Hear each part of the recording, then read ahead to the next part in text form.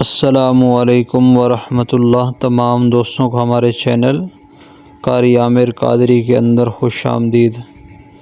دوستو، ہم دعاؤں کا سبق پڑھ رہے ہیں اور دعاؤں میں سے آج جو ہم نے انتخاب کیا ہے وہ ہے کہ جب مسجد میں داخل ہوں، یعنی جب مسجد میں داخل ہوں تو کون سی جو ہے وہ دعا ہے جو سنت سے ثابت ہے وہ پڑھنی چاہیے۔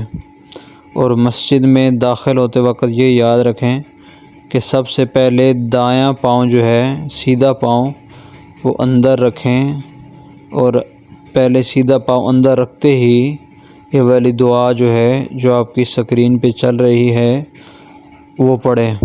یہ دعا اس طرح ہے: اللہم افتح لی ابواب رحمتک، اور اس کا ترجمہ کچھ اس طرح ہے کہ اے اللہ میرے لیے رحمت کے دروازے کھول دے۔ اللہ کی بارگاہ میں دعا ہے کہ اللہ ہمیں حضور صلی اللہ علیہ وسلم کی جو سنت دعائیں ہیں اللہ وہ سیکھنے اور اسے آگے پھیلانے کی توفیق دے۔